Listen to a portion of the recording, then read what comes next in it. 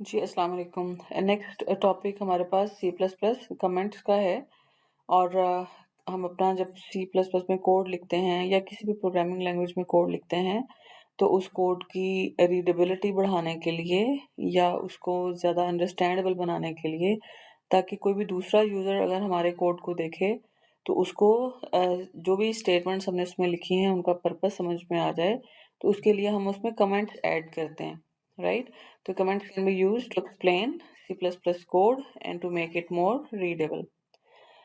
Or it can also be used to prevent execution when testing alternative code.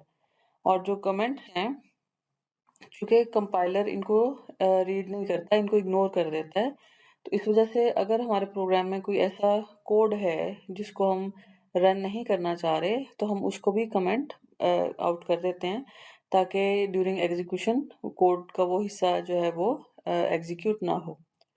अब comments जो हैं वो हमारे पास सिंगल लाइन भी होते हैं और मल्टी लाइन भी होते हैं। तो सिंगल लाइन कमेंट जो ऐसा कमेंट जो जस्ट एक सिंगल लाइन पे आ रहा हो, और मल्टी लाइन कमेंट्स जिसमें हम जो एक्सप्लेनेशन है, if it is taking more than one line, तो हम मल्टी लाइन कमेंट जो है वो यूज़ करेंगे। अब सिंगल लाइन कमेंट के लिए हम जो सिंबल इस्तेमाल करते हैं, हम अपने कमेंट से पहले 2 फॉरवर्ड स्लैशेस ऐड कर देते हैं।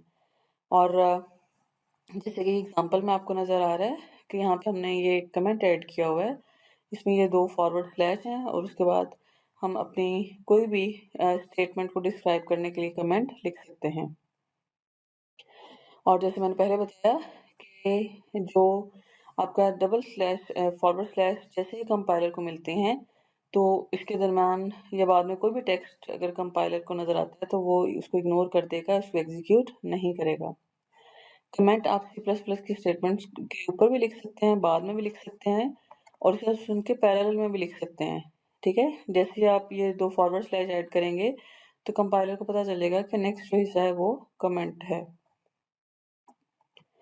इस तरह से मल्टी लाइन कमेंट्स जो हैं, जिसमें हमारी एक्सप्लेनेशन जो है वो मोर देन वन लाइन है, तो हम उसके लिए मल्टी लाइन कमेंट्स की जो सिंबल हैं फॉरवर्ड स्लैश स्टैरिक इस्तेमाल कर सकते हैं।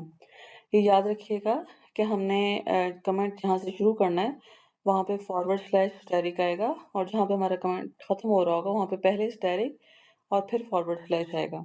ठीक है? तो यहाँ पे हम अपनी जो भी नेक्स्ट सी प्लस प्लस की स्टेटमेंट्स हैं, उनका पर्पस डिस्क्राइब कर सकते हैं। आइए अब इसको कोड की हेल्प से समझते हैं। ओके, ये वही कोड है जो हमने पिछले एग्जांपल में रन किया है, और यहाँ पे जैसे ये स्टेटमेंट है, तो उसमें अगर हो सकता है कोई यूज़र उसको स्लैश एन ना समझ आ रहा हो, तो we can add single line comment. ये मैंने 2 फॉरवर्ड स्लैश ऐड की हैं, और मैं यहाँ लिख सकती हूँ कि slash n is used to insert new line, right? इसी तरीके से हम यहाँ पे लिख सकते हैं by adding single line comment के जी to add double quotes in text write slash double quotes. ठीक है? इस तरीके से अगर हमें मल्टी लाइन कमेंट्स बताना है, जैसे मैं लिखना चाह रही हूँ, ये जो प्रोग्राम है, इसका पर्पस है कि हम डिफरेंट एस्केप सीक्वेंस कैरेक्टर्स हैं उनका यूज़ सीखें, तो मैं उसके लिए मल्टी लाइन कमेंट जो है वो ऐड करूँगी। हम पहले फॉरवर्ड स्लैश लगाएंगे, और उसके बाद स्टैरिक, राइट, और उसके बाद हम लिखेंगे program to understand use of escape sequences, for example slash n for new line slash t for tab double slash for slash in text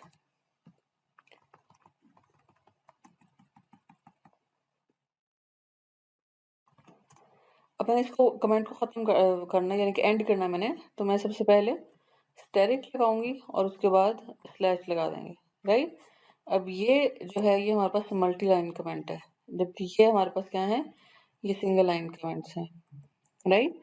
और जैसे मैंने पहले बताया कि कमेंट्स हैं वो प्रोग्राम की रीडेबिलिटी को इम्प्रूव करने के लिए भी इस्तेमाल होते हैं, और अगर कोई स्टेटमेंट हमने एग्जीक्यूट नहीं करनी तो वो भी हम कमेंट आउट कर सकते हैं। जैसे मैं अगर ये वाली स्टेटमेंट एग्जीक्यूट नहीं करना चाह रही तो मैं इसके शुरू में ये जो फॉरवर्ड स्लैशेस हैं 2 ऐड कर दूंगी, तो अब ये मेरी पूरी लाइन जो है वो एज ए कमेंट कंसिडर होगी। और इन चेंजेस को हम सेव करेंगे और जैसे हम इसको रन करते हैं तो इस स्टेटमेंट की आउटपुट जो है वो स्क्रीन पे अपीयर नहीं होगी, क्योंकि नाउ इट इज़ कमेंट।